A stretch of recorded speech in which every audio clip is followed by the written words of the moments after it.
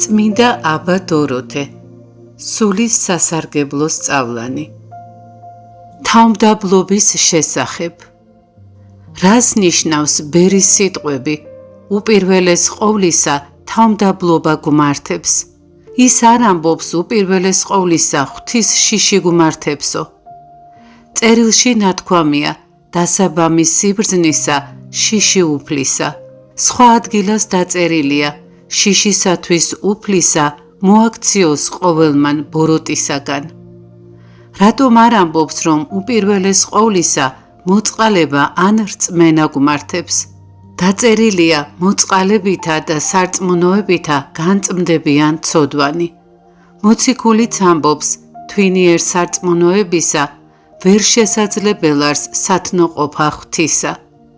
თუ მართლაც ასეა და რწმენის გარეშე ღვთის სათნოყოფა შეუძლებელია, თუ რწმენითა და მოწყალებით განიწმინდება ცოდვები, თუ შიში ბოროტისგან მოსდრეკს კაცს, თუ სიბრძნის დასაბამი ღვთის შიშია, თუ მოღვაწეებს ნიადაგ მარხვა მართებთ, ბერმა ერთ-ერთი მათგანი რატომ არ დაასახელა და თქვა უპირველეს ყოვლისა თავმდაბლობა გმართებსო?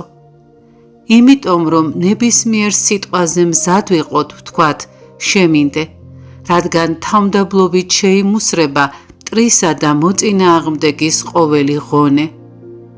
აჰა ნახეთ ძმებო, რა ძალა აქვს თავმდაბლობასა და სიტყვას შემინდე. რატომ ეწოდება ეშმაკს არა მარტო მტერი, არამედ მოწინააღმდეგეც? მტერი იმისთვის ეწოდება, რომ კაცთა და სიკეთის მოძულეა, ბოროტის განმზრახველი, ხოლო მოწინააღმდეგე იმიტომ ქვია, რომ ყოველ კეთილ საქმეს ებრძვის შესაფერხებლად.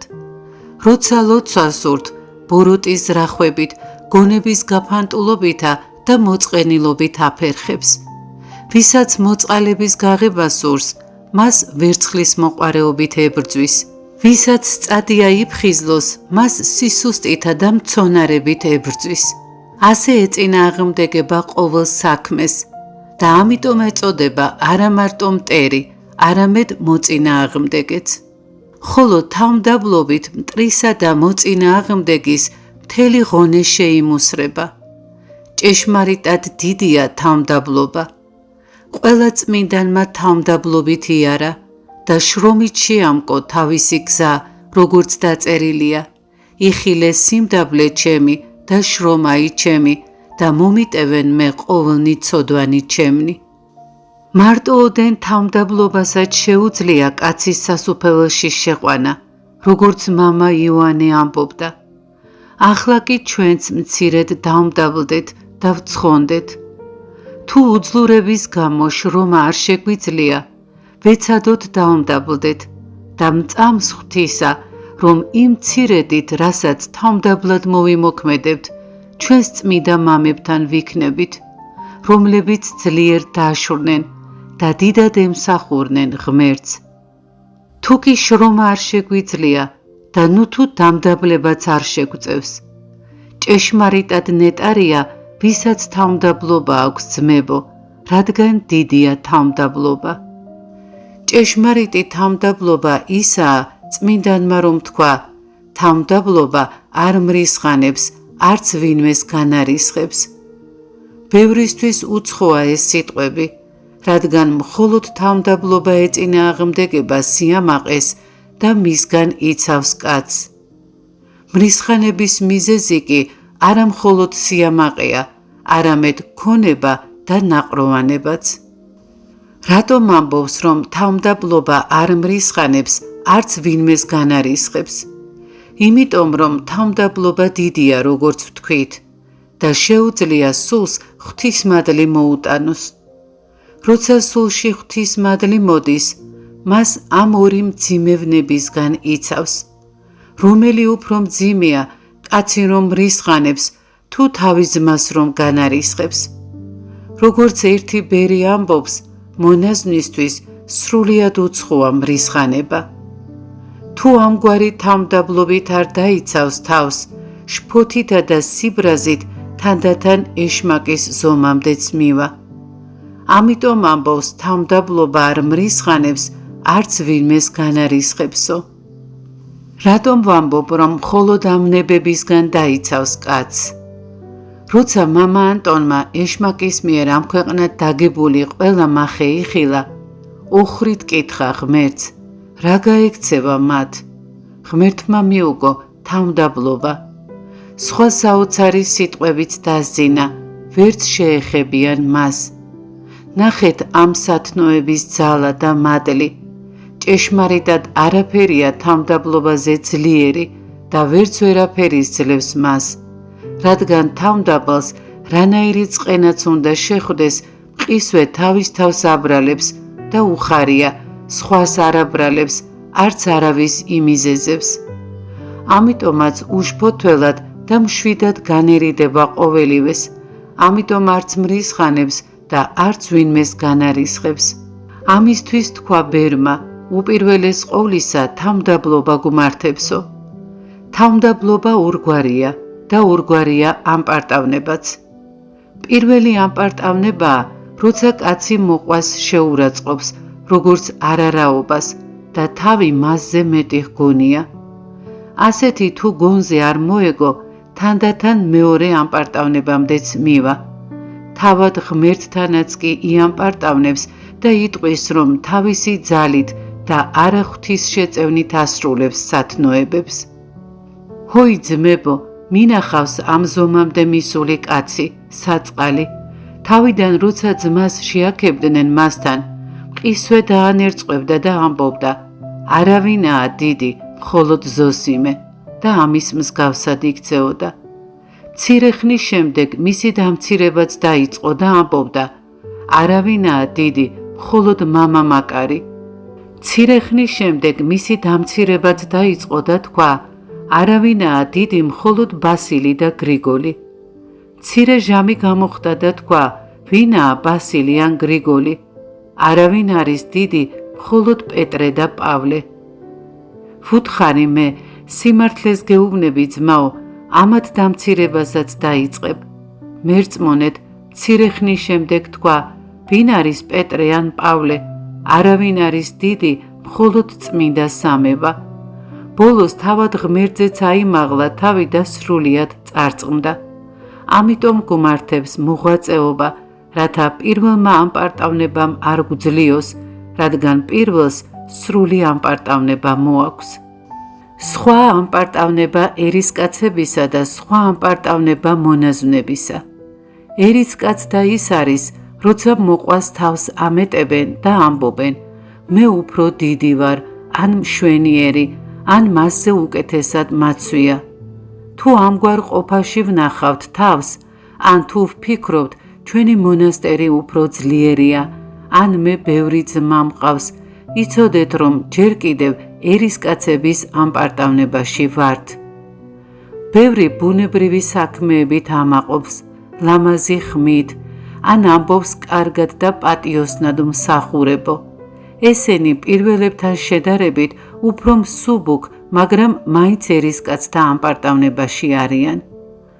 ხოლო მონაზნური ამპარტავნება ისაა, როცა კაცი თავს იწონებს მღვიძარებით, მარხვით, ან სხვა რამ სახის მოღვაწეობით. არის კაცი, რომელიც განდიდების გამო დაბლდება.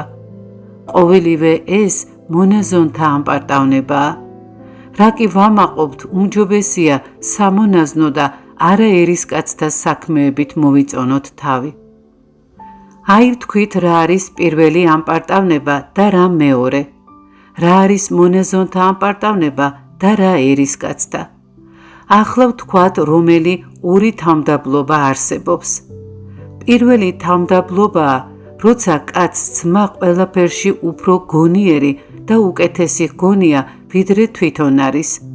როგორც დაწერილია, თავი ყველაზე დაბლა მდგომად მიიჩნიოს. მეორე თავმდაბლობა კი ისაა, როცა კაცი ფიქრობს, რომ რასაც აკეთებს, ღვთის შეწევნით და არა საკუთარი ძალით აკეთებს. ეს არის წმინდანთა სრულყოფილი თავმდაბლობა. იგი ბუნებრივად მოდის სულში მცნებების აღსრულების შედეგად, ისევე როგორც ნაყოფით დახუნძლული ხე ქვემოთ ხრის ხოლმე ნაყოფიან ტოტებს, ხოლო უნაყოფო ტოტები ზემოთ არის აშვერილი.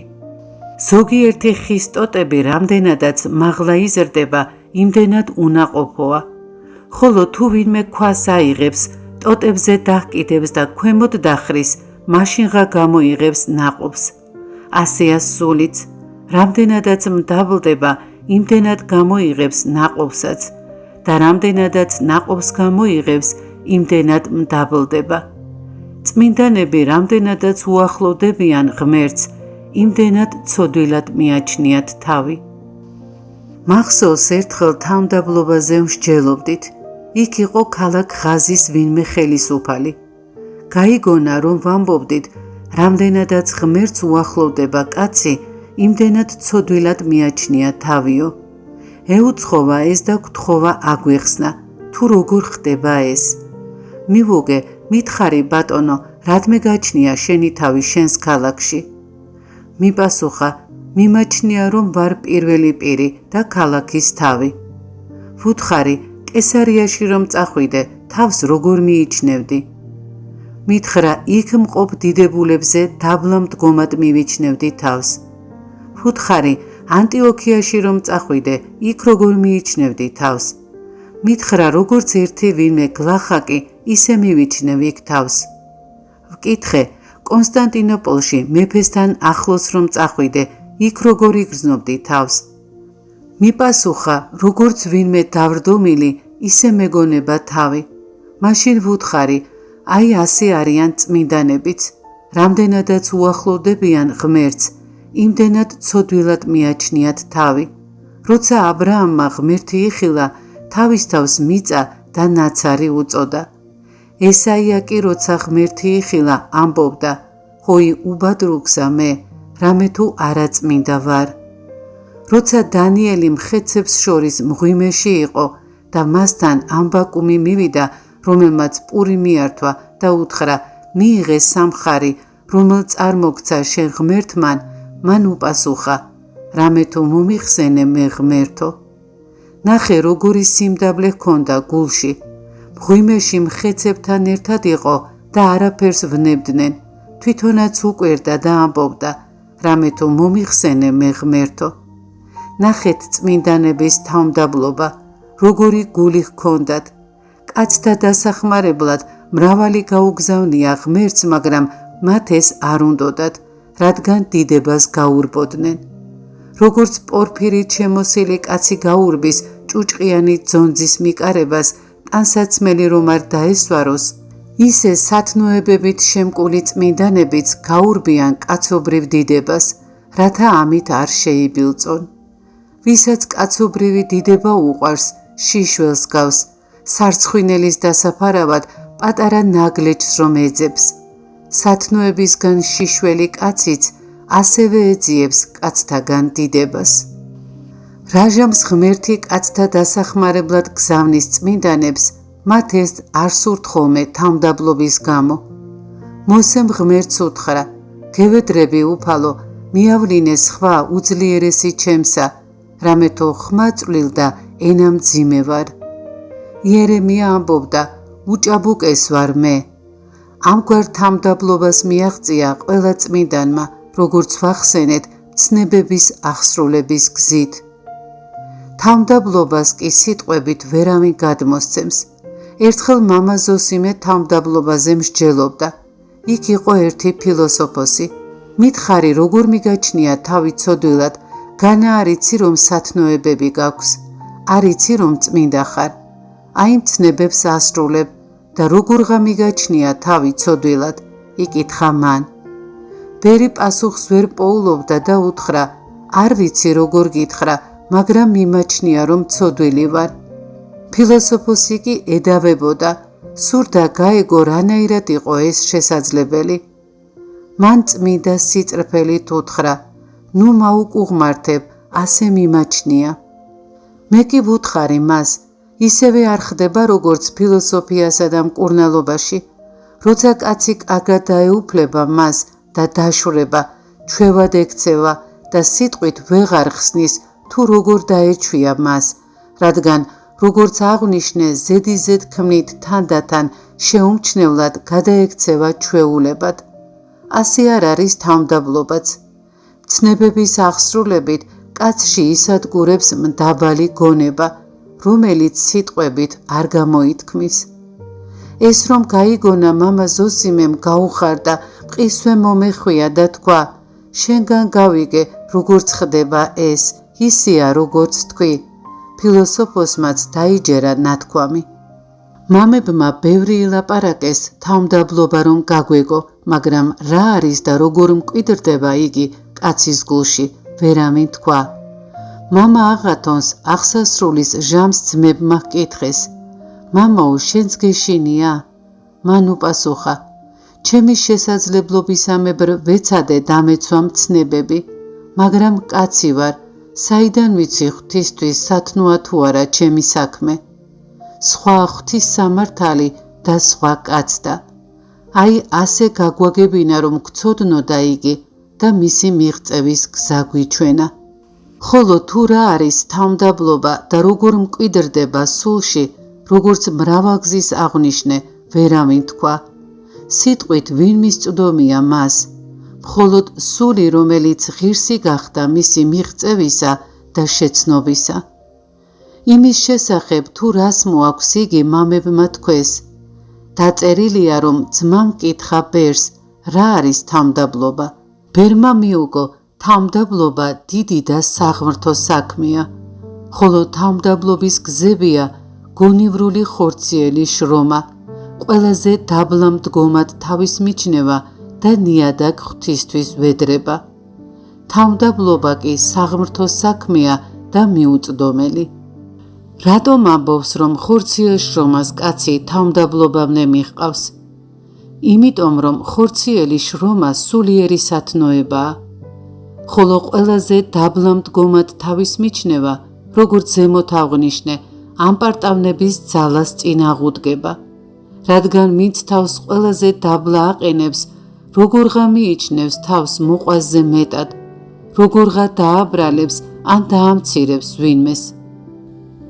ხოლო ნიადაგ ღვთისთვის ვედრება იმიტომ ახსენა ბერმა, რომ იგი წინ აღუდგება მეორე ამპარტავნებას. ვინც თავმდაბალია, მან იცის რომ ღვთის შეუწევნელად ვერაფერს მიაღწევს და ამიტომ ნიადაგ ღმერთს ევედრება. ხოლო ვინც ნიადაგ ღმერთს ევედრება, იცის თუ რამ სათნოებისთვის მიუღწევია, ღვთის შეწევნით მიაღწია და არ ამაყობს. კი არ ამბობს ჩემი ძალით გავაკეთე ეს საქმეო, არამედ ღვთითო. ნიადაგ მადლობს, ძრწოლით ევედრება რომ არ მიატოვოს და მისი უძლურება და უღონოება არ გამოაჩინოს. ასე თავმდაბლად ლოცულობს და ლოცვით მდაბლდება. რამდენადაც მდაბლდება, იმდენად მეტად შეეწევა ღმერთიც და წარმატებას აღწევს სიმდაბლით. რაღაცომ ამბობს რომ ხორციელ შრომას თავმდაბლობამდე მიჰყავს კაცი. როგორ შეეწევა ხორციელი შრომა თავმდაბლობას? თავმდაბლობა კაცის სულშია და როგორღა მოაქვს ის ხორციელ შრომას. გეტყვით, როცა სული მცნების დარღვევით დაეცა, უბადრუკი თავიდანვე შეცდომებით თვითნებობასა და გემოთ მოყარეობას დაემონა, როგორც წმინდა გრიგოლი ამბობს და ხორციელი შეიყვარა. გახდა სრული ხორცი, როგორც დაწერილია, არა დაადგრეს სული ჩემი კაცთა ამათ შორის უკუნისამდე, ყოფისათვის მათისა ხორცს.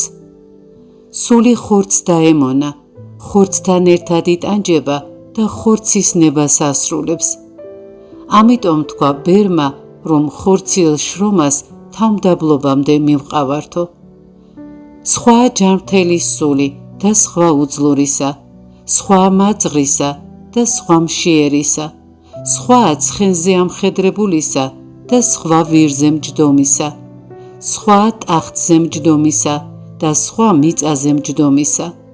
სხვანაირია გონება იმისა, ვისაც კარგი სამოსი აცვია და სხვაგვარი, ვისაც უვარგისი აცვია. შრომა ხორცს ამდაბლებს, როცა ხორცი მდაბლდება, სულიც მდაბლდება. ამიტომ სამართლიანად ითქვა, რომ ხორციელ შრომას მოაქვს თავმდაბლობა. როცა გმობა ებრძოდა გონიერ ბერს, რომელმაც იცოდა, რომ გმობა ამპარტავნებისგანაა და რომ ხორცის დამდაბლებისას სულიც მდაბლდება, 40 დღის განმავლობაში იგი შენობაში არ შესულა. ასე რომ სხეულზე თმა პირუტყვის ჯაგარივით მოიქცა. გმობის აზრებისთვის კი არ მოიქცა ასე, არამედ თავმდაბლობისთვის. კარგად თქვა ბერმა, ხორციელ შრომას მოაქვს თავმდაბლობაო. სახიერმა ღმერთმა მოგცეს თავმდაბლობა, რადგან დიდი განსაცდელებისგან დამხსნელია იგი და ბევრი სიბოროტისგან გვიფარავს.